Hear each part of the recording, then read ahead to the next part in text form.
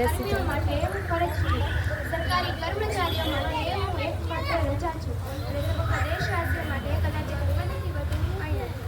આજના દિવસે કૂકડું વાળીને કબાટમાં ગળીસાનો ગોઠવી દીધો હશે ત્યાંથી એ રાષ્ટ્રધ્વજ ગોતવામાં આવશે અને રાષ્ટ્રધ્વજ જો ગણેશજીના વાહનનો હાર બની ગયો હોય તો તાબડતોડ તેને નવો ગોતવામાં આવે છે.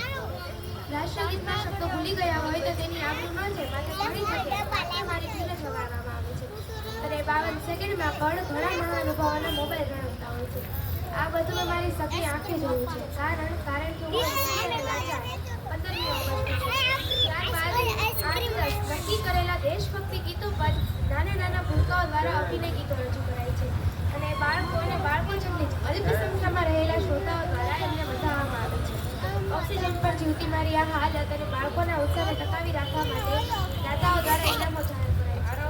ત્યારબાદ જ્ઞાતિના થતા વિરોધમાં એક SMS ટુકડા મોઢે એકઠા થઈ જતા દેશવાસીઓને મારા સન્માન માટે 15 મિનિટ કાઢવાનો સમય પણ નથી.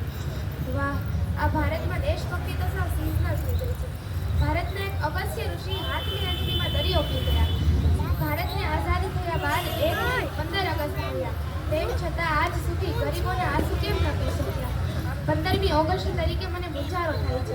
એ લાલ કિલ્લાની લાલ દિવાલો જોઈને એ લાલ રંગમાં મને ભગતસિંહ અને ચંદ્રશેખર આઝાદીની આંખોનો લાલ રંગ સાંભળે છે. પરેડના કદમ તાલમાં મંગળવારની ફાંસી યાદ આવે છે અને હું એક ધબકારો ચડી જાઉં છું. મારા માટે બલિદાન દેનારા મારા એ પ્યારા સંતાનો, દાદા ટોપે, ઝાંસીની રાણી, સાવરકર, શ્યામજી કૃષ્ણ વર્મા, મેડમ કામા મદનલાલ ધીંગરા, સુભાષચંદ્ર બોઝ, કેપ્ટન લક્ષ્મી કે લાલા લજપતરાયની મને યાદ આવે છે. મારી પાસે ભવ્ય ભૂતકાળ છે પરંતુ ઘાયલ વર્તમાનથી ઘવાયેલી 15મી ઓગસ્ટ છે. હે ભારતવાસીઓ, આપ સૌને મારી અંતિમ પ્રાર્થના છે. મેં ભલે તમને આઝાદી આપી પણ તમે મને આજના દિવસમાંથી મુક્તિ આપો. કારણ કે તમારી અલ્પ સંખ્યાની હાજરી મારા શરીરને ઉજવણા કરી છે. તમારી બેફિકરાઈથી હું રોજ મરું છું. મારું રાજીનામું